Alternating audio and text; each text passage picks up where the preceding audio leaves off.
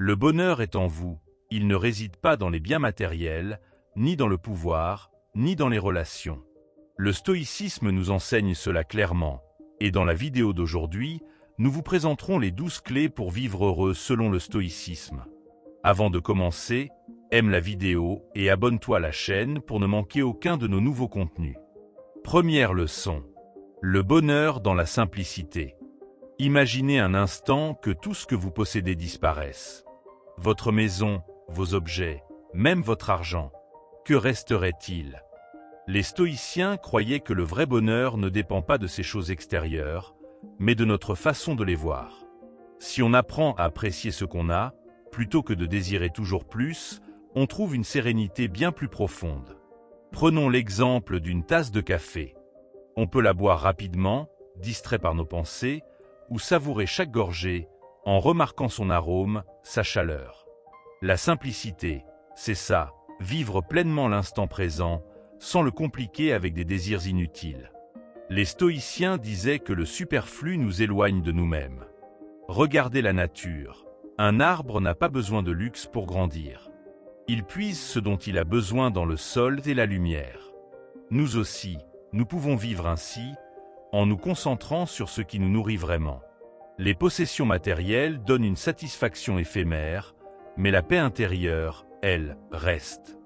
Combien de fois avons-nous cru qu'un nouvel achat nous rendrait heureux, pour finalement retomber dans l'insatisfaction? Le stoïcisme nous invite à briser ce cycle. Au lieu de courir après toujours plus, on peut choisir de se contenter de ce qui est déjà là. Cela ne signifie pas renoncer à tout, mais simplement ne pas en devenir esclave. Sénèque, un grand philosophe stoïcien, vivait dans une grande maison, mais il pratiquait régulièrement la pauvreté volontaire. Pourquoi? Pour se rappeler que le bonheur ne vient pas des murs qui nous entourent, mais de notre état d'esprit. Essayez, vous aussi, de vous passer parfois du superflu. Vous découvrirez une liberté insoupçonnée. La simplicité, c'est aussi savoir dire non. Non aux achats compulsifs, non aux obligations sociales qui ne nous apportent rien, non au désir de paraître. Quand on arrête de vouloir impressionner les autres, on respire mieux. On se recentre sur ce qui compte vraiment, nos valeurs, nos relations authentiques, nos passions. Pensez à vos meilleurs souvenirs. Sont-ils liés à des objets ou à des moments partagés, à des rires, à des instants de complicité? Le stoïcisme nous rappelle que les vraies richesses sont souvent invisibles. Une conversation profonde, une promenade en forêt, un moment de silence. Voilà où se cache le bonheur. Bien sûr, vivre simplement ne signifie pas mépriser le confort. Il s'agit plutôt de ne pas en dépendre. Si demain vous perdiez votre téléphone ou votre voiture, seriez-vous malheureux? Si la réponse est oui, c'est peut-être le signe qu'il faut travailler sur votre détachement. La liberté, c'est de ne pas être bouleversé par les pertes matérielles. Alors, comment commencer? Faites le tri. Donnez ce que vous n'utilisez plus. Passez une journée sans dépenser. Méditez sur ce que vous avez déjà. Petit à petit, vous sentirez un poids en moins. Moins de possessions, moins de soucis. Et surtout, plus de place pour ce qui compte vraiment. Une vie alignée avec vos principes. Le stoïcisme ne promet pas une vie sans épreuves, mais une vie où l'on sait traverser les tempêtes avec calme. En choisissant la simplicité, on se libère des chaînes invisibles du matérialisme. Et c'est là, dans cette légèreté, que l'on découvre le vrai bonheur, durable, paisible et à portée de main. Deuxième leçon. Déconnexion digitale. Imaginez une journée entière sans notification, sans scrolling compulsif, sans cette petite angoisse de manquer quelque chose. Effrayant? Pourtant, c'est peut-être exactement ce dont votre esprit a besoin. Les stoïciens ne connaissaient pas les smartphones, mais ils comprenaient déjà l'importance de maîtriser ces distractions pour cultiver une vie sereine. Combien de fois avez-vous vérifié votre téléphone aujourd'hui? Sans même vous en rendre compte, ces micro-interruptions fragmentent votre attention, vous éloignant du moment présent. Le stoïcisme nous enseigne que la paix intérieure commence par la discipline. Choisir ou diriger son énergie, plutôt que de la gaspiller dans des sollicitations constantes. Pensez aux repas entre amis ou en famille, où chacun a les yeux rivés sur son écran plutôt que sur les visages autour de la table. Ces petites trahisons du quotidien finissent par affaiblir nos liens. Débrancher, même 1 heure, permet de retrouver une présence réelle. Et c'est dans ces moments de connexion authentique que naît la vraie joie. L'anxiété digitale est une invention moderne, mais le remède est ancien, la modération. Vous n'êtes pas obligé de répondre immédiatement à chaque message, ni de consommer chaque vidéo qui apparaît. Reprenez le contrôle. Comme le disait Épictète, ce qui trouble les hommes, ce ne sont pas les choses, mais les jugements qu'ils portent sur elles. L'écran en lui-même n'est pas le problème, c'est notre dépendance qui l'est. Essayez ceci. Le matin, attendez 1 heure avant d'allumer votre téléphone. Le soir, éteignez-le 30 minutes avant de dormir. Ces petits espaces libérés deviendront des sanctuaires de calme. Vous y découvrirez le plaisir de lire un livre sans interruption, de marcher en observant le monde autour de vous, ou simplement de réfléchir sans bruit parasite. Les réseaux sociaux sont conçus pour capter votre attention, pas pour votre bien-être. Chaque like active une récompense chimique éphémère dans votre cerveau. Une fausse satisfaction qui crée rapidement le besoin d'une nouvelle dose. En vous déconnectant, vous brisez ce cycle. Vous redécouvrez une satisfaction plus profonde, celle de ne pas être constamment en attente de validation extérieure. Certains diront « mais j'ai besoin de mon téléphone pour le travail ». Bien sûr, mais avez-vous vraiment besoin de ces 20 minutes perdues sur des applis sans intérêt? La frontière entre utilité et compulsion est plus fine qu'on ne le croit. Fixez des limites claires. Le stoïcisme ne prône pas le rejet de la technologie, mais son usage conscient et maîtrisé. Observez les enfants jouer dans un parc. Ils sont totalement absorbés par l'instant, sans penser pour les messages non lus. Nous aussi, nous possédons cette capacité. Elle est juste étouffée sous des couches d'habitudes numériques. Réapprenez à vous ennuyer, à laisser votre esprit vagabonder. C'est dans ces espaces libres que naissent souvent les meilleures idées. Commencez petit. Un dimanche sans réseaux sociaux. Une balade sans téléphone. Puis étendez ces moments. Vous remarquerez rapidement les bénéfices. Un sommeil plus profond, des conversations plus riches, une anxiété qui diminue.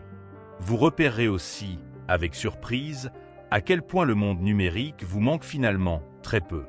Le stoïcisme nous rappelle une vérité simple. Nous ne contrôlons pas le monde extérieur, mais nous pouvons choisir notre relation à lui. En apprivoisant votre connexion digitale, vous ne renoncez à rien d'essentiel. Au contraire, vous gagnez ce qui compte vraiment, votre temps, votre attention et cette présence précieuse à votre propre vie. Troisième leçon. Maîtrise des désirs. Nous vivons dans un monde qui nous encourage sans cesse à vouloir plus. Une nouvelle voiture, un téléphone dernier cri, des vêtements tendance. Pourtant, chaque désir assouvi laisse rapidement place à un nouveau, comme un tonneau percé qu'on ne peut remplir. Les stoïciens l'avaient compris il y a 2000 ans. Ce n'est pas en accumulant qu'on trouve le bonheur, mais en apprenant à distinguer nos vrais besoins de nos envies passagères. Prenez un instant pour observer vos dernières frustrations. Étaient-elles liées à un véritable manque ou simplement à une envie créée par la publicité, les réseaux sociaux ou la comparaison avec les autres? Le stoïcisme nous invite à faire ce tri crucial. Un besoin, c'est manger quand on a faim. Un désir superflu, c'est vouloir un repas 3 étoiles alors qu'un simple sandwich nous nourrirait aussi bien. Marc Aurèle, empereur romain et stoïcien, dormait volontairement sur un lit dur et portait des vêtements simples malgré sa richesse. Pourquoi? Pour ne pas s'habituer au luxe et rester maître de ses désirs. Il savait que plus on s'habitue au confort, plus on craint de le perdre. En pratiquant la modération, il se protégeait ainsi de futures souffrances inutiles. Imaginez 2 personnes. L'une rêve d'une grande maison mais sans dette pour l'acheter, l'autre se contente joyeusement d'un petit appartement. Qui est vraiment libre? Celui qui dépend de crédit pour maintenir son style de vie, ou celui qui peut dormir paisiblement sans crainte de perdre ses possessions? Le stoïcisme nous enseigne que la vraie richesse est de n'avoir pas besoin de richesse. Nos désirs sont comme du feu, utiles quand maîtrisés, destructeurs quand ils deviennent incontrôlables. Pensez à votre smartphone actuel. Fonctionne-t-il encore parfaitement? Alors pourquoi vouloir le dernier modèle? Cette envie vient-elle d'un réel besoin ou d'une peur de paraître en retard? En posant ces questions, vous reprenez le contrôle sur vos désirs au lieu de les subir. La publicité joue sur nos insécurités pour créer des besoins artificiels. Vous serez plus heureux si... Vous serez plus séduisant avec... Ces messages exploitent nos peurs profondes. Les stoïciens proposent une alternative radicale: cultiver l'autosuffisance. Plus on trouve sa valeur en soi-même plutôt que dans les possessions, moins on est vulnérable à ces manipulations. Pratiquez cet exercice simple. Pendant une semaine, notez chaque fois que vous ressentez une forte envie d'acheter quelque chose.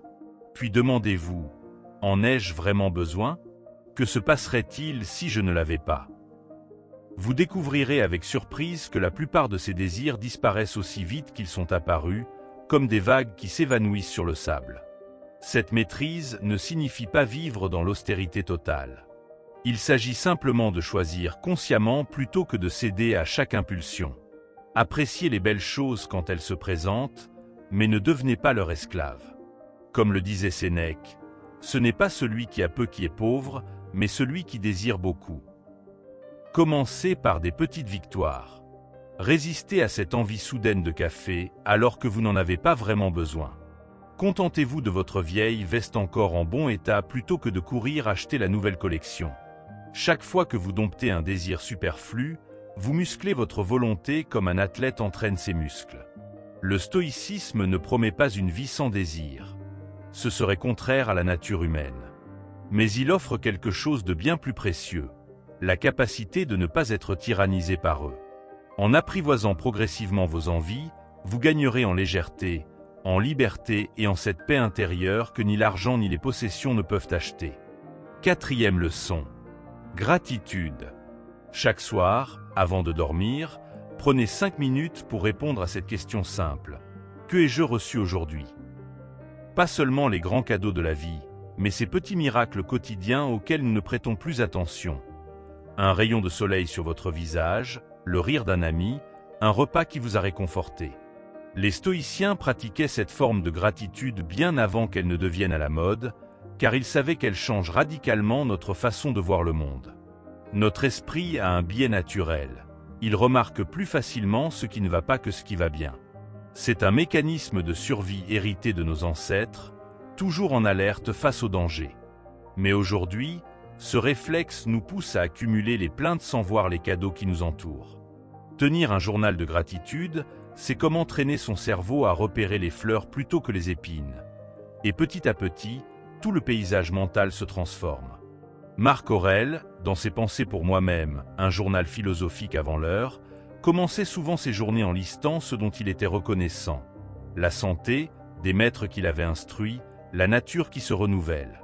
Il ne faisait pas cela par naïveté, lui qui dirigeait un empire en crise, mais parce qu'il savait qu'un esprit ancré dans la gratitude affronte mieux les tempêtes.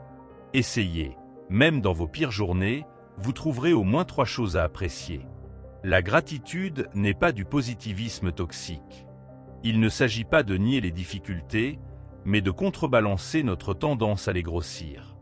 Quand vous notez « j'ai un toit ce soir », alors que vous stressez pour un projet au travail, vous ne résolvez pas le problème professionnel, mais vous rappelez à votre cerveau que malgré tout, des bases solides demeurent. Cette nuance change tout. C'est la différence entre se sentir submergé et garder pied. Pratiquez la gratitude comme on muscle un membre atrophié. Au début, cela peut sembler artificiel. Je suis reconnaissant pour mon café du matin? Vraiment. Mais avec le temps, vous développerez une attention plus fine aux bienfaits invisibles. Avoir de l'eau courante, croiser un inconnu qui vous a souri, ou simplement respirer sans douleur. Ces réalités banales sont en fait des privilèges que des millions de gens vous envieraient. Un piège à éviter.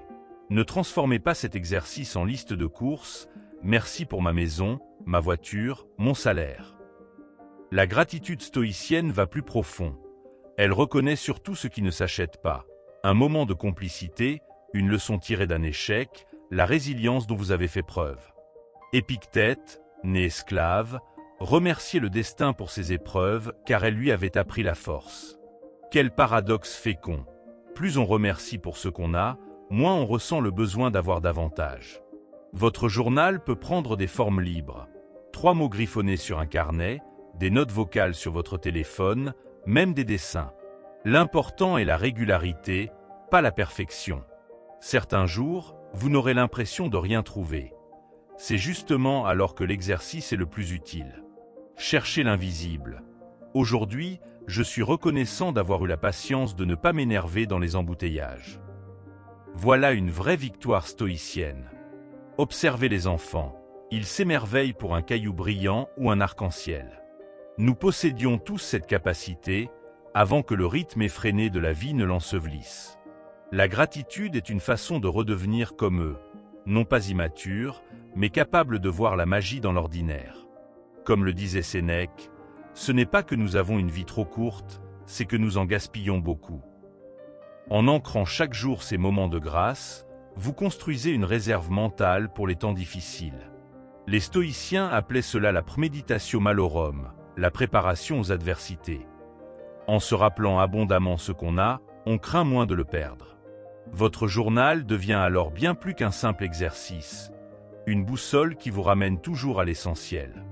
La gratitude est le secret le mieux gardé du bonheur, non parce qu'elle change les circonstances, mais parce qu'elle transforme notre façon de les habiter.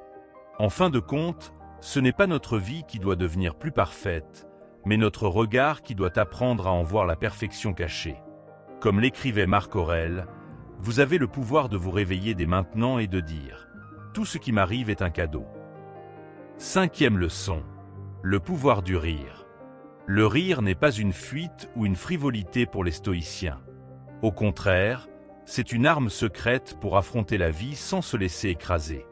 Quand tout semble s'effondrer autour de nous, une bonne dose d'humour peut tout changer. Pas pour nier la réalité, mais pour la traverser avec plus de légèreté.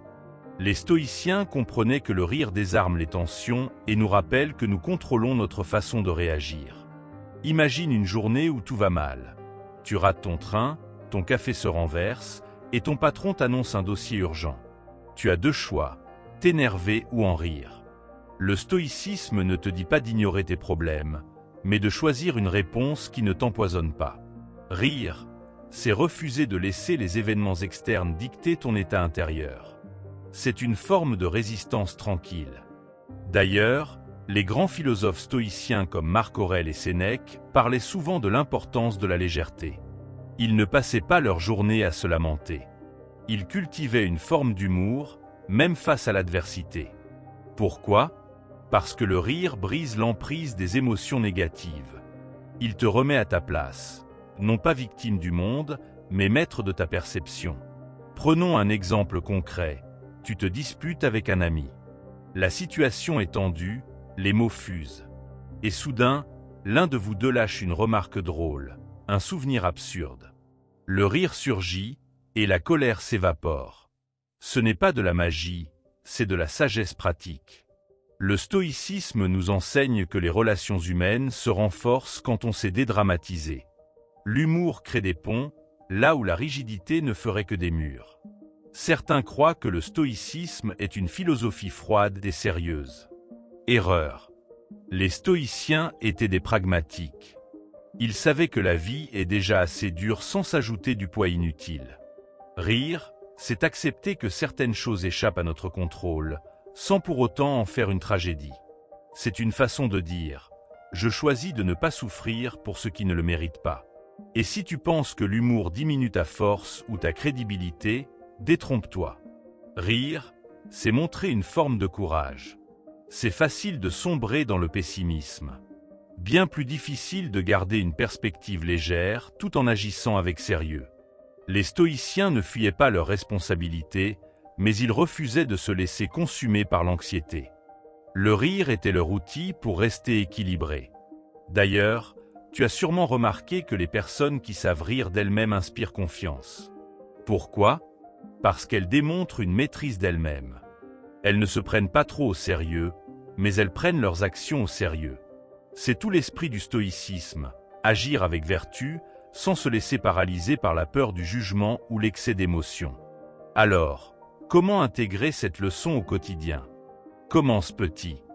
Face à une contrariété, demande-toi, dans 10 ans, est-ce que ça comptera encore? Si la réponse est non, souris. Entraîne-toi à voir l'absurde dans les situations frustrantes. Et surtout, entoure-toi de gens qui savent rire sans méchanceté. Le stoïcisme n'est pas une philosophie solitaire. Elle s'épanouit dans les échanges vrais et chaleureux. Enfin, rappelle-toi que le rire n'est pas là pour tout effacer. Certaines situations demandent du recueillement ou de l'action ferme. Mais même alors, une pointe d'humour peut alléger l'atmosphère sans trahir la gravité du moment. Les stoïciens étaient des équilibristes. Ils savaient quand il fallait être sérieux et quand il fallait relâcher la pression. Alors la prochaine fois que la vie te met à l'épreuve, essaie. Au lieu de maudire ton sort, riant, même un peu, tu verras, le poids sera moins lourd à porter. Parce que le stoïcisme, au fond, ne nous apprend pas à tout supporter en silence, mais à choisir comment vivre pleinement, sans nous laisser briser par ce qui ne dépend pas de nous. Et parfois, la meilleure réponse, c'est un éclat de rire. 6e leçon. Vivre l'instant présent. Le temps est une matière étrange. Nous regrettons le passé, nous redoutons l'avenir, et pendant ce temps, le présent nous file entre les doigts. Les stoïciens avaient compris cette absurdité il y a 2000 ans déjà. Leur solution, s'ancrer dans l'ici et maintenant, non pas par distraction, mais par choix conscient. Car c'est le seul espace où nous avons vraiment du pouvoir. Prends une seconde pour observer ta respiration. Rien d'autre. Pas hier, pas demain, juste cet air qui entre et sort. Voilà ce que signifie vivre en stoïcien, être pleinement là où l'on est. Marc Aurèle écrivait « Ne te laisse pas emporter par ton imagination. Contente-toi du moment présent. » Ce n'est pas du zen, c'est de la stratégie pure. Quand ton mental est ici, tu peux agir. Quand il vagabonde, tu subis. Combien de fois t'es-tu retrouvé à manger sans goûter, à parler sans écouter, à vivre par procuration? Nous fonctionnons trop souvent en pilote automatique. Le stoïcisme nous rappelle une évidence. Chaque instant est une occasion d'exercer notre sagesse. Pas besoin d'attendre le bon moment. Le bon moment, c'est maintenant. Même dans les tâches banales, il y a une forme de grandeur à être présent. Imagine un artisan qui sculpte du bois. Son ciseau ne tremble pas parce qu'il pense à la commande suivante. Son attention est dans chaque mouvement, chaque copeau qui tombe. C'est cette qualité de présence que les stoïciens cultivaient. Épictète, l'esclave devenu philosophe, disait « Si tu veux progresser, laisse tomber plus tard, point. Car ce qui compte, ce n'est pas le nombre d'heures dans ta vie, mais la vie dans tes heures. » L'angoisse du futur et les regrets du passé sont comme deux voleurs qui nous pillent notre présent. Le stoïcisme propose une parade radicale. Traite chaque jour comme s'il était à la fois ton premier et ton dernier. Cette double perspective t'empêche de remettre à demain ce qui compte vraiment, tout en t'évitant de te prendre la tête pour des broutilles. Pratiquement, comment faire? Commence par des pauses de présence. 3 fois par jour, stoppe-toi et observe. Qu'est-ce que je fais? Qu'est-ce que je ressens? Sans jugement. Ces micro-pauses cassent le flux des ruminations. Les stoïciens appelaient cela la vigilance. Ce n'est pas de la méditation, c'est de la reconquête active de son attention. Certains croient que vivre dans le présent signifie ne plus préparer l'avenir. Erreur. Un stoïcien planifie avec rigueur, mais sans s'y attacher émotionnellement. Il distingue ce qui dépend de lui, ses actions maintenant, de ce qui n'en dépend pas, les résultats futurs. Cette distinction libère d'un poids énorme. Tu fais de ton mieux et tu lâches le reste. Observe les enfants. Ils pleurent une minute et rient la suivante. Ils ne portent pas leurs émotions comme des fardeaux. Les stoïciens voyaient là une leçon. Chaque instant est nouveau. Nos échecs d'hier n'ont pas à contaminer aujourd'hui. Nos peurs de demain n'ont pas à nous paralyser. Le présent est toujours une page blanche, à nous d'y écrire notre réponse. En ces temps de distraction permanente, vivre l'instant présent devient un acte révolutionnaire. Chaque fois que tu résistes à l'envie de shaker ton téléphone, chaque conversation où tu écoutes vraiment, chaque tâche accomplie en pleine conscience, tu pratiques le stoïcisme concret. Pas besoin de toge ou de citation latine. Juste cette discipline simple, être là, vraiment là. Alors aujourd'hui, fais ce test. Choisis une activité banale. Prendre ta douche, boire ton café, marcher jusqu'à la boulangerie et vis-la avec une attention totale. Tu découvriras ce paradoxe. Plus tu es présent, plus le temps semble s'élargir. Comme le disait Sénèque, la vie n'est pas courte, c'est nous qui la rendons telle. Le stoïcisme ne nous offre pas plus de temps, mais une façon plus riche de l'habiter. Moment après moment. 7e leçon. Cultiver les relations. Nous sommes des êtres sociaux par nature, et les stoïciens le savaient mieux que personne. Mais attention, ils ne voyaient pas les relations comme de simples divertissements ou nécessités pratiques. Pour eux, chaque interaction était une opportunité de pratiquer la sagesse. Que ce soit avec un ami, un collègue ou un inconnu, c'est dans le lien aux autres que nos vertus s'exercent et se renforcent. Prenons l'exemple de la colère. Combien de fois avons-nous blessé quelqu'un sous le coup de l'émotion? Les stoïciens comme Sénèque consacraient des pages entières à maîtriser cette passion destructrice. Leur conseil, voir l'autre non pas comme une source de frustration, mais comme un miroir de nos propres faiblesses. Quand quelqu'un t'énerve, demande-toi, en quoi cette situation me révèle-t-elle à moi-même? L'empathie est une autre pierre angulaire du stoïcisme relationnel. Marc Aurèle avait cette habitude matinale.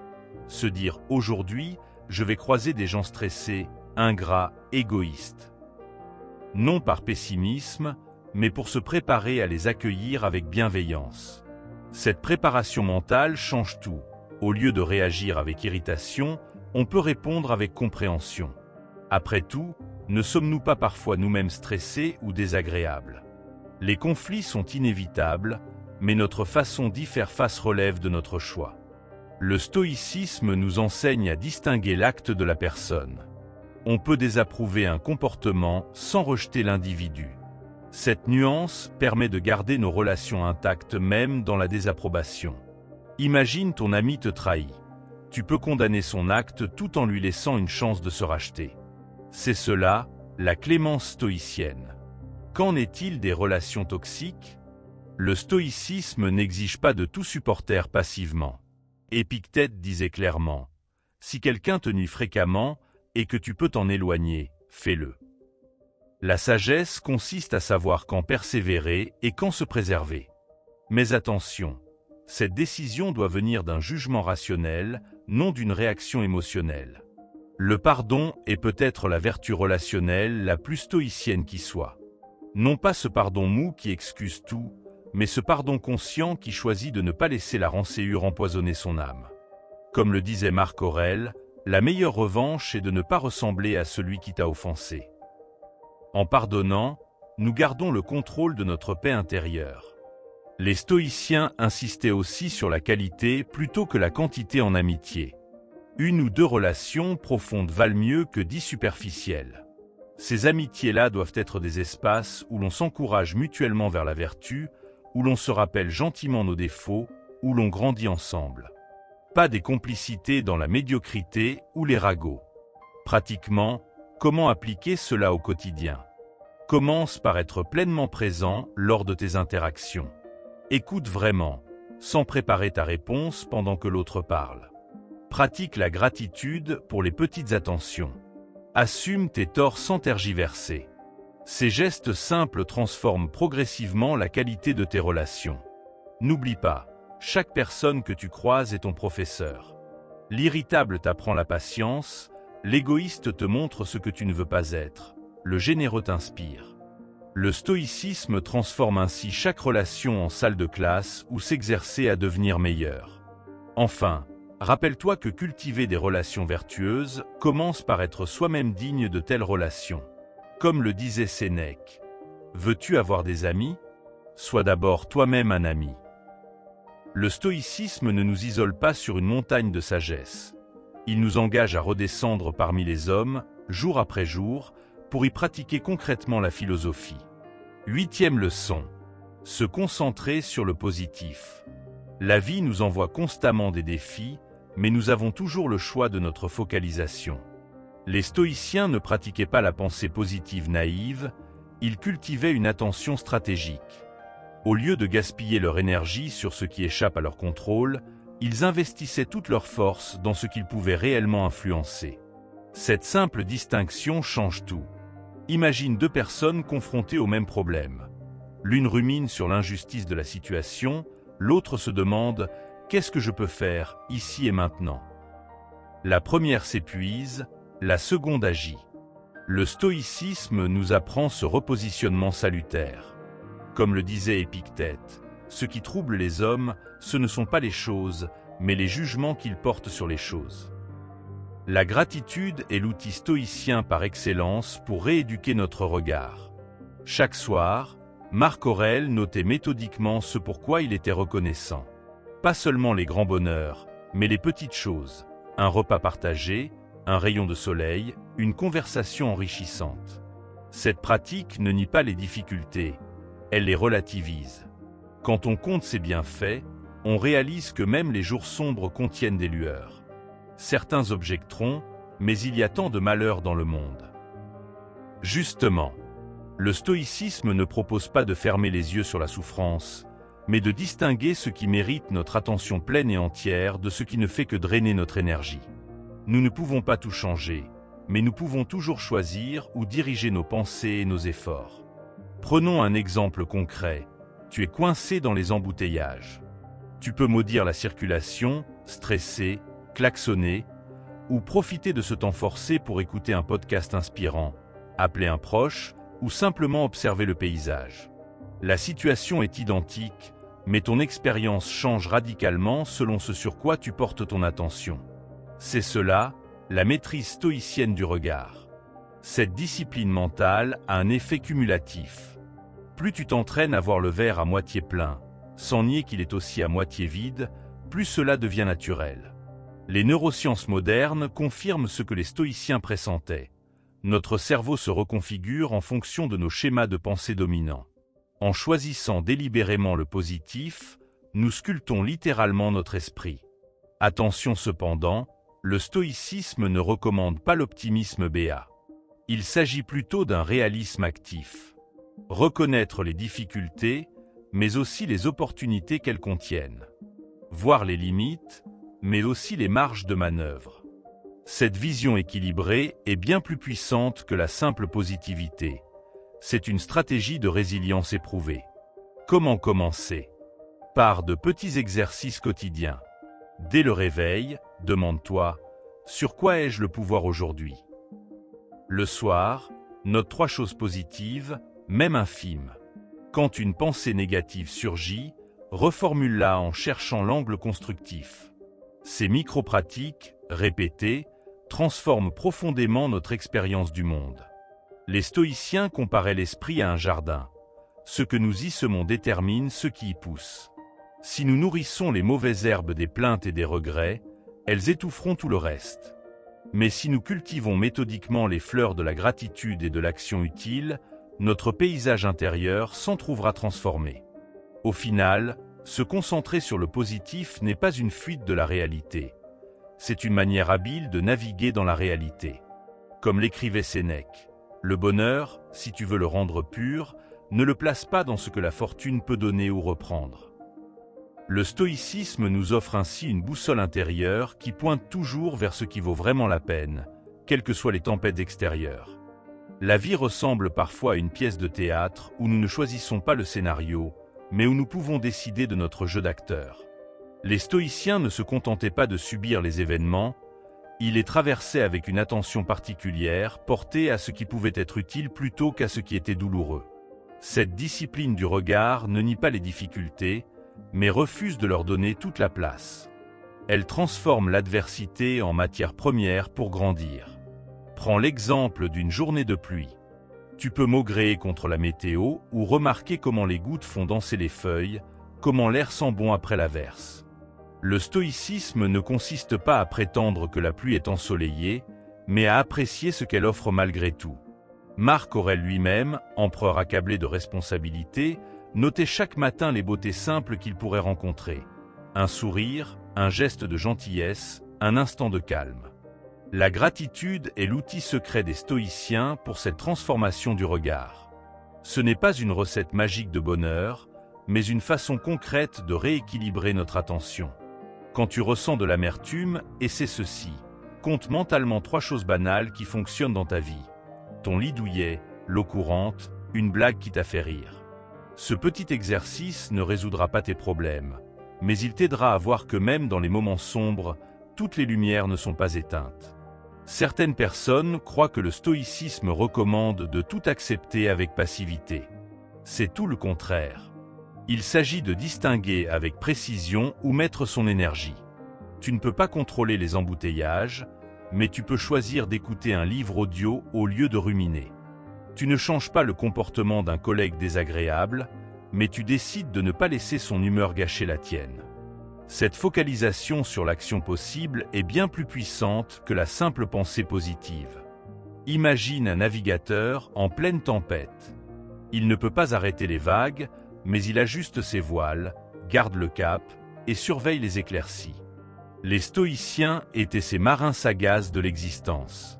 Ils savaient que même dans les pires situations, il reste toujours une marge de manœuvre, parfois infime, mais réelle.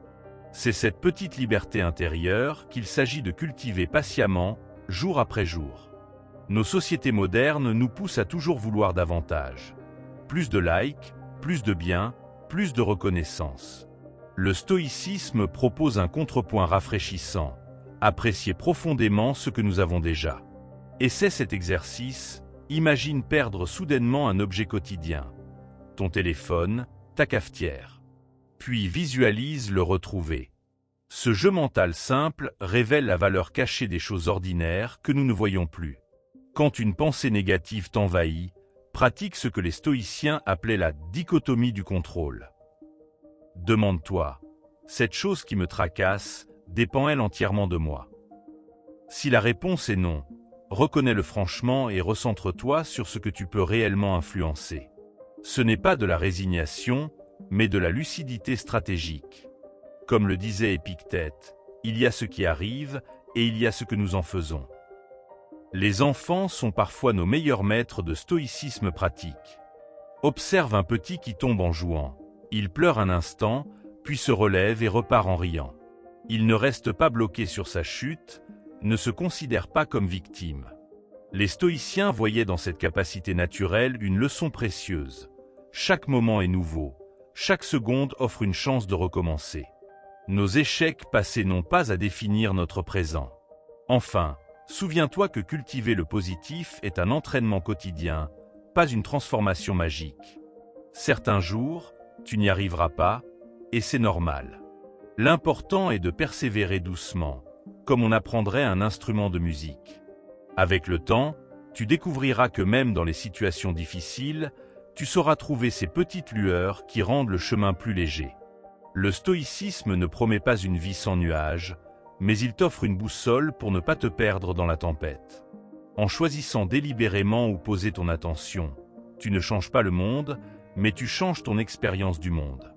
Et parfois, c'est précisément cette marge de liberté qui fait toute la différence entre subir sa vie et la vivre pleinement. 9e leçon. Connexion à la nature. Il y a quelque chose d'immédiatement apaisant dans le simple fait de marcher pieds nus sur l'herbe fraîche. Les stoïciens comprenaient cette vérité profonde. La nature n'est pas seulement un décor, mais un maître silencieux qui nous enseigne l'essentiel. Quand nous nous reconnectons à elle, nous ne fuyons pas la modernité. Nous retrouvons un ancrage que le béton et les écrans nous ont fait oublier. Observe un arbre en hiver. Ses branches nues semblent mortes, mais sous l'écorce, la vie continue patiemment son travail. Les stoïciens voyaient dans ce cycle une leçon magistrale. Les périodes d'apparente stérilité préparent souvent les plus belles floraisons. Nos vies suivent ce même rythme. Parfois il faut savoir se retirer, se recentrer, avant de pouvoir à nouveau s'épanouir. Marc Aurèle, empereur romain, gardait toujours présent à l'esprit l'immensité du cosmos. Face à un problème, il se demandait, dans 100 ans, quelle importance cela aura-t-il? Cette perspective cosmique ne minimise pas nos défis, mais les replace dans leur juste proportion. Regarder les étoiles, c'est se rappeler que nos soucis, aussi grands nous semble-t-il, font partie d'un tableau bien plus vaste. La nature nous enseigne aussi l'art du lâcher-prise. Une rivière ne s'énerve pas contre les rochers qui entravent son cours. Elle les contourne, parfois les polit avec le temps, mais continue toujours sa route.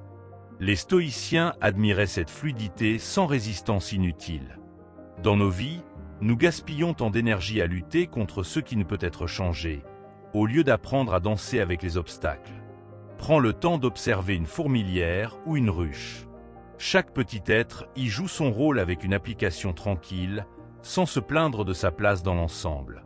Les stoïciens voyaient dans cette harmonie naturelle un modèle pour les sociétés humaines. Quand nous nous sentons insignifiants, la nature nous rappelle que chaque élément a son importance dans le grand tableau. Le soleil se lève chaque matin sans exiger de reconnaissance. Les arbres donnent leur ombre sans compter. Les stoïciens puisaient dans ces exemples naturels leur conception du service et de la vertu. Agir bien, simplement parce que c'est notre nature profonde, sans attendre de récompense. Voilà une leçon que la terre nous murmure si nous savons l'écouter. Quand tu te sens submergé par le rythme effréné de la vie moderne, essaie ceci. Trouve un coin de verdure, assieds-toi simplement et respire en synchronie avec le vent dans les feuilles. Laisse ton rythme cardiaque s'apaiser au tempo naturel. Les stoïciens pratiquaient régulièrement ce retour aux sources, non comme une évasion, mais comme un réajustement nécessaire. La prochaine fois qu'une tempête se lève, au lieu de te plaindre, observe-la. Vois comme la nature sait être à la fois puissante et sans colère réelle. Les éléments se déchaînent, puis retrouvent le calme.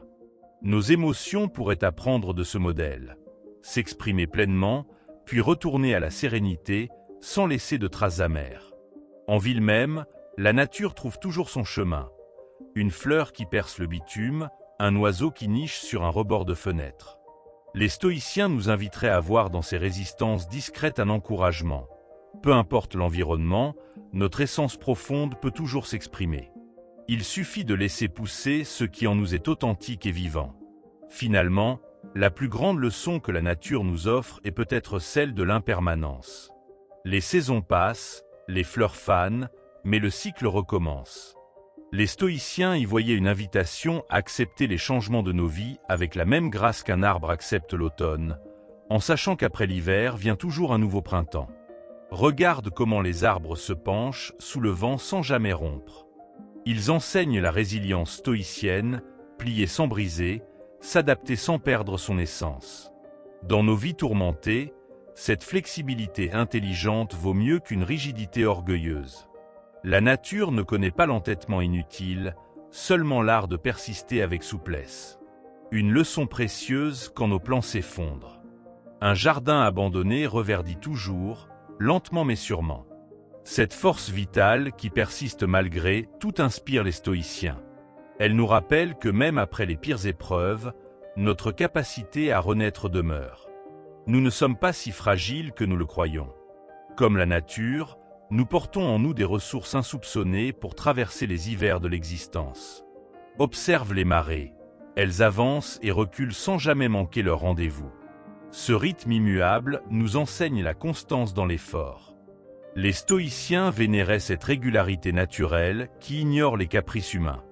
Dans nos vies souvent chaotiques, retrouver ce tempo fondamental apporte un ancrage précieux. Respirer au rythme des vagues, c'est déjà commencer à se rééquilibrer. Un champ de blé mature ploie sous le poids des épis pleins, tandis que les tiges vides se dressent arrogantes. La nature nous montre ainsi que la vraie richesse s'accompagne d'humilité. Les stoïciens y voyaient une métaphore de la sagesse. Plus on acquiert de connaissances, plus on devrait incliner son esprit avec modestie. L'arrogance est le signe d'une âme encore vide. Les oiseaux migrateurs parcourent des milliers de kilomètres sans bagages inutiles. Ils nous enseignent l'art du voyage léger, si cher aux stoïciens. Dans nos vies encombrées de possessions superflues, leur exemple invite au dépouillement. Quel fardeau pourrions-nous abandonner pour voler plus librement vers nos buts essentiels? Un ruisseau ne discute pas avec les pierres de son lit, il chante en les contournant. Cette fluidité naturelle inspire la manière stoïcienne d'aborder les obstacles. Plutôt que de nous épuiser à combattre l'inévitable, apprenons à l'intégrer dans notre chemin. Chaque barrage devient alors une occasion de créer de nouveaux méandres. L'hiver semble tuer toute vie, mais sous la neige, les graines patientent. Les stoïciens voyaient dans cette dormance une leçon de timing et de patience. Certaines situations exigent de savoir attendre le moment propice, comme la nature attend le printemps. Ce n'est pas de la passivité, mais de la stratégie pure. Même l'immobilité peut être une forme d'action. Un vieux chêne porte les cicatrices des tempêtes passées sans en avoir honte. Ses blessures racontent son histoire et sa force. Les stoïciens nous invitent à voir ainsi nos propres épreuves, non comme des fautes à cacher, mais comme des témoignages de résistance. Ce qui nous a meurtris peut aussi nous avoir rendus plus solides, plus beaux dans notre singularité. Regarde comment la nature excelle dans l'art des transitions. Le jour ne devient pas nuit brutalement, l'été glisse doucement vers l'automne. Les stoïciens y puisaient leur conception du changement progressif. Vouloir tout transformer d'un coup est contre nature. La sagesse consiste à accepter les transitions, ces ponts invisibles entre nos différentes saisons intérieures. Enfin, contemple l'extraordinaire diversité d'un simple mètre carré de forêt. Chaque plante, chaque insecte y a sa place sans chercher à être autre chose. Les stoïciens y voyaient un modèle d'acceptation de soi. Nous gaspillons tant d'énergie à vouloir être ce que nous ne sommes pas, quand la nature nous montre que la vraie force vient de l'authenticité. Comme le dit si bien un vieux proverbe stoïcien, un gland ne devient pas chêne en un jour, mais en restant fidèle à sa nature. 10e leçon. Investir dans ses passions. La vie n'est pas seulement une série d'obligations à remplir. C'est aussi un jardin où nos passions peuvent s'épanouir. Les stoïciens ne prônaient pas le renoncement à toute joie, bien au contraire. Ils encourageaient à cultiver ce qui nous anime vraiment, car ces flammes intérieures nous aident à traverser les moments difficiles. Une passion n'est pas une fuite de la réalité, mais une façon profonde d'habiter pleinement notre existence. Prends l'exemple de Sénèque, qui consacrait du temps chaque jour à l'écriture malgré ses lourdes responsabilités. Ce n'était pas un hobby, mais une nécessité d'âme. Il comprenait que nos passions ne sont pas des luxes superflus. Elles sont comme des racines qui nous nourrissent en profondeur. Quand tu perds le goût des choses, c'est souvent vers elles qu'il faut retourner pour retrouver ton élan vital. Certains croient que le stoïcisme recommande de tout faire par devoir, sans plaisir. C'est une erreur. La vraie sagesse consiste à distinguer les plaisirs superficiels des joies profondes. Apprendre une langue par vanité est futile, mais l'étudier par amour des mots est une passion noble. Le critère stoïcien est simple. Cette activité t'élève-t-elle ou t'amoindrit-elle? Te rapproche-t-elle de ta meilleure version? Imagine un potier absorbé par son tour. Il ne compte pas les heures, ne pense pas à demain. Il est pleinement présent à son article. Cet état de « flow » où le temps semble suspendu était très cher aux stoïciens. Ils y voyaient une forme de méditation active où l'âme et le corps travaillent en harmonie. Tes passions sont peut-être ton accès le plus direct à cette plénitude. Attention cependant, le stoïcisme nous met en garde contre les passions qui deviennent des addictions. Ce qui compte, c'est la mesure et l'intention. Collectionner des timbres par obsession n'a pas la même valeur que le faire par curiosité intellectuelle. La question clé est, cette passion me rend-elle plus libre ou plus dépendant? M'aide-t-elle à grandir ou m'enferme-t-elle? Nos passions sont souvent nos meilleurs professeurs. Un musicien apprend la persévérance à travers ses gammes. Un sportif découvre la discipline dans son entraînement. Un jardinier développe la patience avec ses plantes. Les stoïciens voyaient dans ces activités bien plus que des distractions, des terrains d'entraînement pour la vertu. Tes hobbies préférés t'enseignent peut-être la philosophie sans que tu t'en rendes compte. Dans un monde qui valorise la productivité à tout prix, prendre du temps pour ses passions devient un acte de résistance. C'est affirmer que nous ne sommes pas seulement des machines à accomplir des tâches. Marc Aurèle, malgré le poids de l'Empire, notait chaque jour ses réflexions. Ce n'était pas du temps perdu, mais du temps investi dans ce qui le rendait plus humain, plus entier. Comment trouver ses véritables passions? Le test stoïcien est simple. Qu'est-ce qui te fait oublier de regarder l'heure? Quelle activité te laisse toujours plus énergisé qu'épuisé? Vers quoi reviens-tu naturellement, même après des années? Ces boussoles intérieures pointent vers ce qui résonne avec ton essence. Ce n'est pas toujours spectaculaire. Parfois c'est dans des joies simples que se cachent nos passions les plus authentiques. Certains abandonnent leurs passions en vieillissant, les jugeant puériles. Grave erreur. Les stoïciens comprenaient que jouer, au sens noble du terme, est essentiel à tout âge. Ton envie de peindre, de danser ou d'astronomie n'est pas moins valable à 50 ans qu'à 15 ans. Ces élans sont les voix de ton âme qui refusent de se laisser enfermer dans des rôles sociaux rigides. Enfin, rappelle-toi, investir dans ses passions, c'est investir dans son humanité. Ce n'est pas égoïste, un être épanoui rayonne bien au-delà de lui-même. Comme le disait Épictète, personne n'est libre qui ne se possède pas lui-même. Tes passions bien comprises sont des chemins vers cette liberté intérieure. Alors, quel feu vas-tu nourrir aujourd'hui pour illuminer demain? La nature nous montre l'exemple. Chaque espèce a sa niche, son mode d'expression unique. Le rouge-gorge ne cherche pas à chanter comme le rossignol. De même, nos passions ne doivent pas être choisies par conformisme. Ce qui enthousiasme ton voisin peut te laisser indifférent. Et c'est bien ainsi. Le stoïcisme nous invite à découvrir puis honorer ce qui nous fait vibrer personnellement, sans se comparer.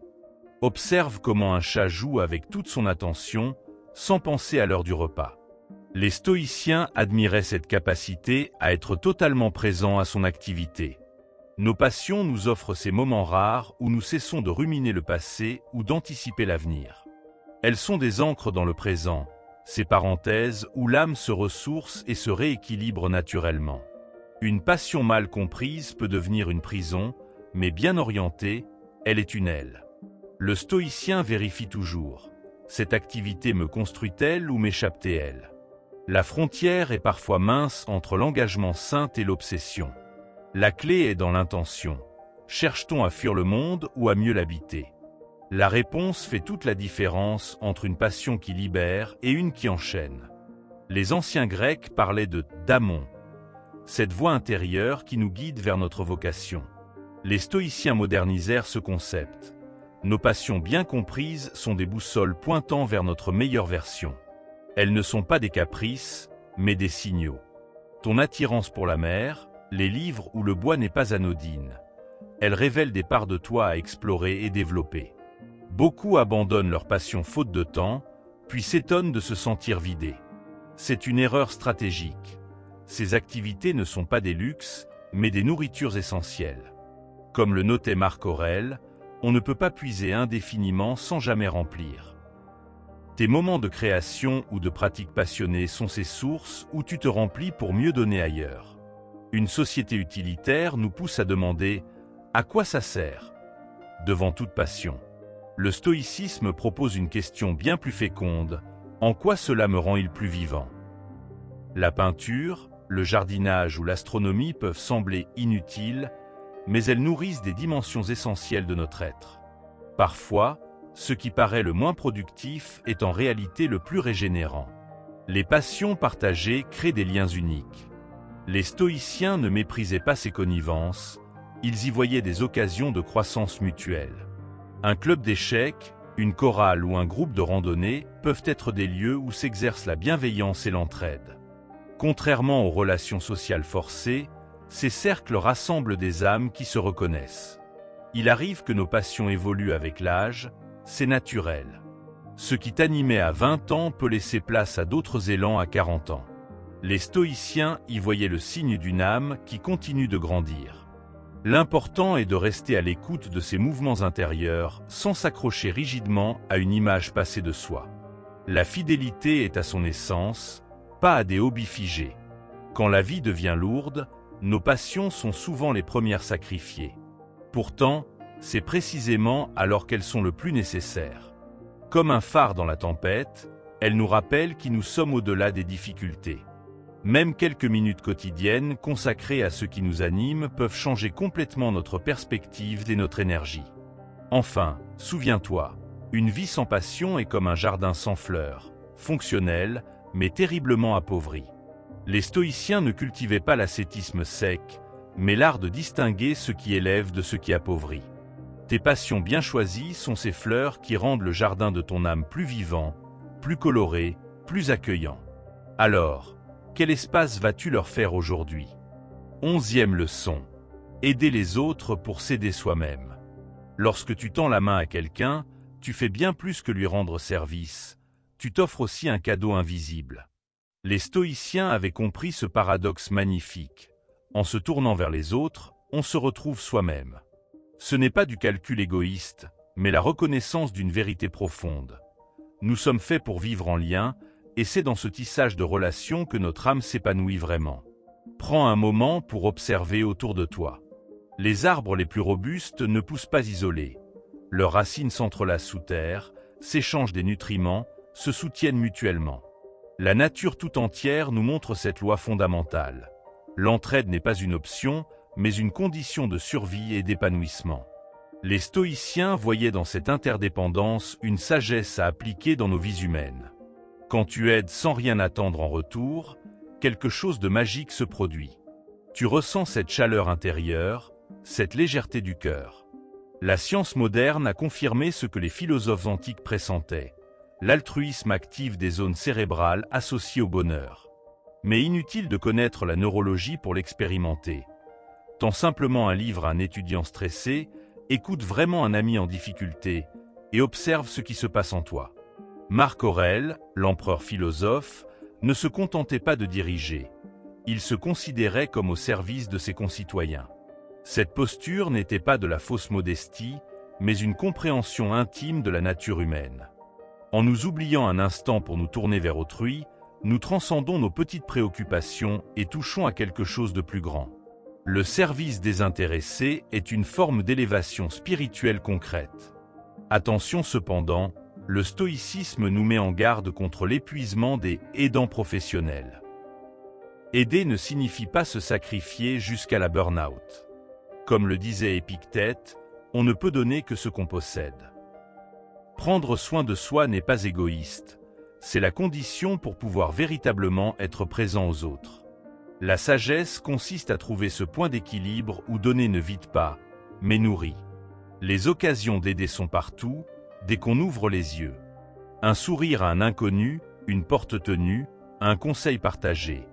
Ces petits gestes tissent une toile invisible de bienveillance.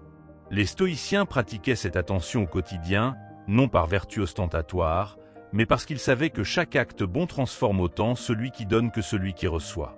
La grandeur se niche souvent dans les détails apparemment insignifiants. Certains croient qu'il faut être riche ou puissant pour aider. Erreur profonde.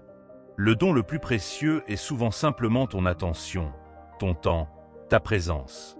Un vieil homme seul n'a peut-être pas besoin de ton argent, mais de 5 minutes d'écoute authentique. Les stoïciens enseignaient que la vraie générosité se mesure à l'intention, pas à la quantité donnée. L'aide la plus précieuse est parfois la plus discrète. Au lieu de dire « je sais ce dont tu as besoin », demande « comment puis-je t'aider ». Cette simple question respecte la liberté et la dignité de l'autre. Les stoïciens insistaient sur ce point. Bien aider, c'est aider comme l'autre a besoin d'être aidé, pas comme nous avons envie d'aider. Cette nuance fait toute la différence. En aidant, nous découvrons une vérité surprenante. Nos propres problèmes semblent moins lourds quand nous portons attention à ceux des autres. Ce n'est pas de l'évitement, mais un changement de perspective salutaire. Comme le remarquait Sénèque, nul n'est plus malheureux que celui qui ne s'intéresse qu'à lui-même. Sortir de son nombrilisme est souvent le premier pas vers la sérénité. Finalement, aider c'est recevoir bien plus que donner. Tu crois offrir ton temps, mais tu gagnes en humanité. Tu penses donner de l'énergie, mais tu reçois en retour une joie subtile. Les stoïciens voyaient dans ce cercle vertueux une manifestation de la logo universelle. Cet ordre profond où chaque geste bon retourne tôt ou tard à son auteur, transformé et amplifié. Alors, à qui vas-tu tendre la main aujourd'hui? Regarde les enfants jouer. Ils partagent spontanément leurs jouets, sans calcul. Cette générosité naturelle que nous avions petit, le stoïcisme nous invite à la retrouver, non par naïveté, mais par sagesse. Aider n'est pas une obligation morale pesante. C'est l'expression la plus simple et la plus vraie de notre humanité partagée. Quand tu donnes sans compter, tu deviens riche d'une monnaie invisible. Les stoïciens parlaient de capital spirituel, cette richesse intérieure qui croît quand on partage. Contrairement à l'argent, plus tu donnes de ce trésor-là, plus il se multiplie. Tes actes de bonté sont comme des graines. Tu ne verras peut-être pas toutes fleurir, mais elles transformeront le paysage à ton insu. La nuit, avant de dormir, demande-toi « À qui ai-je rendu la vie un peu plus légère aujourd'hui ?» Ce simple examen, pratiqué par Marc Aurèle, n'est pas un exercice d'autocongratulation, mais une façon de rester attentif aux occasions d'aider. Parfois, ta seule présence attentive aura été ce cadeau invisible qui a fait la différence pour quelqu'un. Aider ne requiert pas de grands gestes spectaculaires.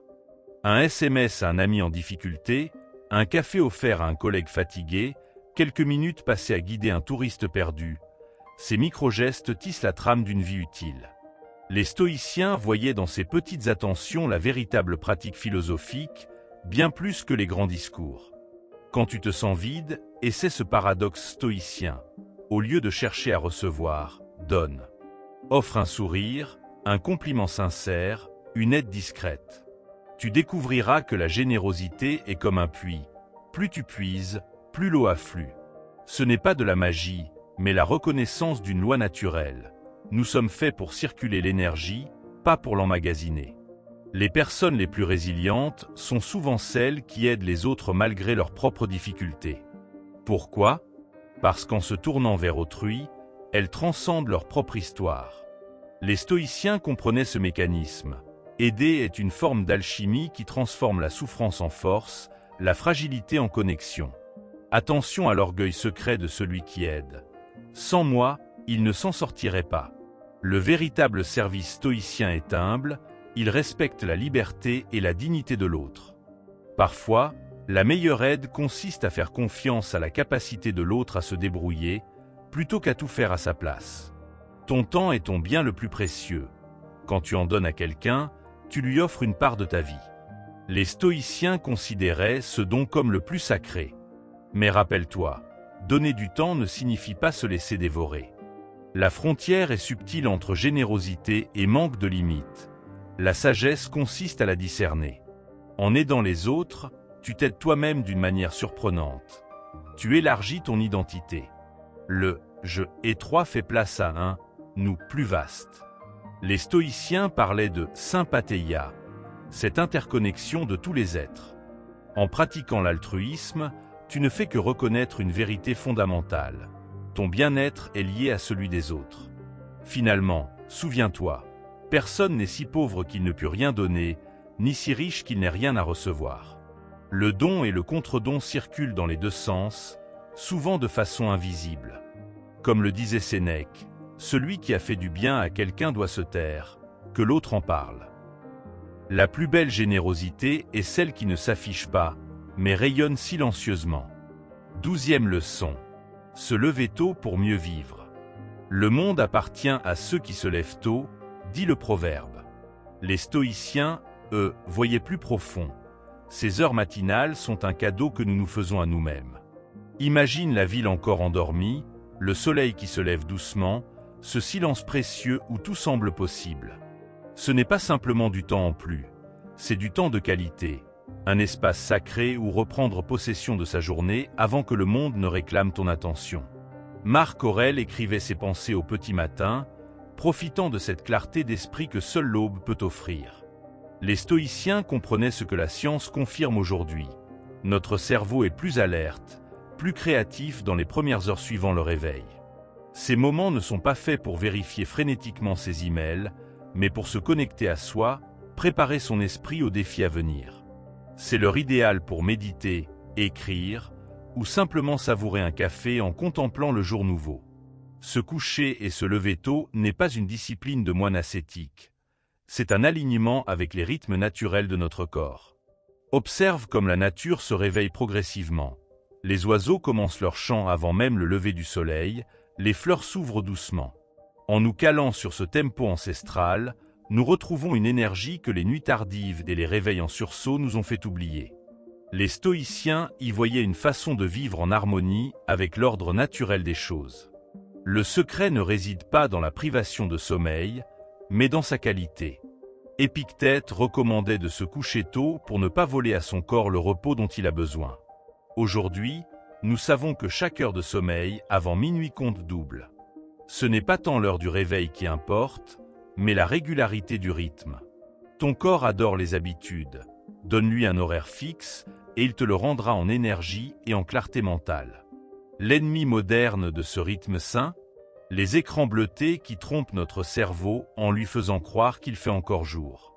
Les stoïciens n'avaient pas de smartphone, mais ils connaissaient déjà l'importance de préparer son esprit au repos. Imagine-toi comme un athlète qui se prépare pour une compétition. Ta journée est ton événement, et le soir, tu dois ranger tes outils, faire le calme en toi, permettre à ton esprit de digérer les expériences de la journée. 1 heure avant le coucher, éteins les écrans, prends un livre, écris tes réflexions. C'est le rituel stoïcien par excellence. Les bénéfices d'un lever tôt vont bien au-delà de la productivité. C'est dans ces heures tranquilles que tu peux réellement choisir qui tu veux être aujourd'hui, plutôt que de réagir en mode panique aux demandes extérieures. Sénèque remarquait que nous avons tendance à gaspiller nos matinées, puis à nous plaindre de manquer de temps. Ces heures du matin sont comme une pièce secrète dans la maison de ta vie. Un espace rien qu'à toi avant que le monde ne frappe à ta porte. Commence petit. Avance ton réveil de 15 minutes seulement pendant une semaine. Utilise ce temps pour une activité qui te nourrit vraiment. Lecture, yoga, promenade ou simplement regarder par la fenêtre en buvant ton café. Petit à petit, tu découvriras que ces minutes valent de l'or. Comme le disait Épictète, peu de choses est nécessaire pour faire une vie heureuse. Parfois, il suffit d'un peu de silence au bon moment. Attention cependant, le stoïcisme n'est pas un concours de privation de sommeil. Se lever à 4 heures du matin n'a rien de vertueux si tu es épuisé toute la journée. La sagesse consiste à trouver ton rythme personnel. Assez tôt pour profiter de ce cadeau matinal, assez tard pour être reposé. Pour certains ce sera 5 heures, pour d'autres 6h30. L'important est la constance et l'intention derrière ce choix. Ces heures matinales sont aussi l'occasion de pratiquer la visualisation stoïcienne. Imagine les défis de ta journée et comment tu vas y faire face. Ce n'est pas de l'angoisse anticipée, mais une préparation stratégique. Comme un général inspectant son armée avant la bataille, tu passes en revue tes ressources intérieures. Ainsi, quand les difficultés arriveront, tu seras prêt, centré, ancré dans tes valeurs. Finalement, se lever tôt est bien plus qu'une habitude. C'est une déclaration silencieuse sur qui tu choisis d'être. C'est dire « ma vie m'appartient » avant que les obligations ne commencent à tirer sur ton attention. Comme l'écrivait Marc Aurèle, à l'aube, quand tu as du mal à te lever, rappelle-toi, je me lève pour faire mon travail d'être humain. Quel plus beau programme pour commencer la journée. Le matin est le miroir de ta journée. Un réveil précipité, la tête dans le brouillard, et c'est toute ta journée qui risque de partir en vrille. Au contraire, un lever conscient, posé, donne le ton pour des heures plus sereines. Les stoïciens recommandaient de commencer par une pause, ne serait-ce que quelques respirations profondes, pour se rappeler qui on est et ce qui compte vraiment. Les premières lueurs du jour ont quelque chose de magique. La lumière rasante, les ombres allongées, cette qualité particulière de l'air. En te levant avec le soleil, tu reçois un spectacle gratuit que la plupart des gens manquent. Les stoïciens y voyaient une leçon. La nature offre ses plus beaux cadeaux à ceux qui savent se montrer présents au bon moment. Ton esprit matinal est comme une page blanche. Ce que tu y écris en premier influence toute la suite. Si tu commences par les nouvelles anxiogènes ou les messages stressants, tu pollues ton propre terrain. Les stoïciens choisissaient soigneusement leurs premières pensées. Pourquoi ne pas essayer? Au lieu de saisir ton téléphone, prends 5 minutes pour noter 3 choses pour lesquelles tu es reconnaissant. Le soir, prépare ton lever comme on prépare un voyage. Pose tes vêtements, prépare ta tasse, note l'activité que tu veux faire en premier. Cette simple organisation élimine les décisions matinales qui épuisent ta volonté. Les stoïciens étaient maîtres dans l'art de supprimer les obstacles inutiles. Pourquoi lutter contre soi-même dès le réveil quand on peut s'arranger pour que tout soit fluide? Il y a une étrange puissance dans le fait d'être éveillé quand les autres dorment. Ces heures sont comme du temps volé au monde, un espace rien qu'à toi. Les stoïciens appréciaient cette solitude féconde où l'on peut entendre ses propres pensées. Pas étonnant que tant d'artistes, écrivains et penseurs aient été des lève-tôt. C'est dans ce creuset silencieux que naissent les meilleures idées. Si l'idée de te lever plus tôt te rebute, demande-toi, qu'est-ce qui me motiverait assez pour sauter du lit? Une passion que tu remets toujours à plus tard? Un projet cher à ton cœur? Trouve ton pourquoi profond et le comment deviendra plus facile. Les stoïciens ne se forçaient pas par masochisme. Ils savaient que la discipline sans but est vide de sens. Les écrans ne sont pas nos seuls voleurs de sommeil. Les soucis qui tournent en boucle dans notre tête peuvent être tout aussi nuisibles. Les stoïciens pratiquaient le journal du soir pour vider leur esprit avant de dormir. Écris ce qui te tracasse, puis ferme le cahier symboliquement. Demain est un nouveau jour, et tu auras plus de ressources pour affronter ces problèmes après une bonne nuit. Ton lit n'est pas un canapé. Les stoïciens réservaient leur couche pour deux choses seulement, le sommeil et l'amour. Traîne ton lit, et ton cerveau cessera de l'associer au repos. Cette discipline apparemment simple change tout à la qualité de ton sommeil. Ta chambre devrait être un sanctuaire du repos, pas une annexe de ton espace de travail ou de divertissement. Quand l'alarme sonne, ne la repousse pas. Ce petit acte apparemment anodin programme ton inconscient pour la procrastination. Au contraire, en te levant immédiatement, même fatigué, tu envoies un message puissant à ton esprit. Je maîtrise mes choix. Les stoïciens commençaient ainsi leur journée par une petite victoire sur eux-mêmes, qui en appelait d'autres. Finalement, souviens-toi, personne n'est parfait. Certains jours, tu rateras ton lever, tu dormiras trop tard, tu te sentiras fatigué. La sagesse stoïcienne n'est pas dans la perfection, mais dans la persévérance douce. Demain est une nouvelle occasion de recommencer.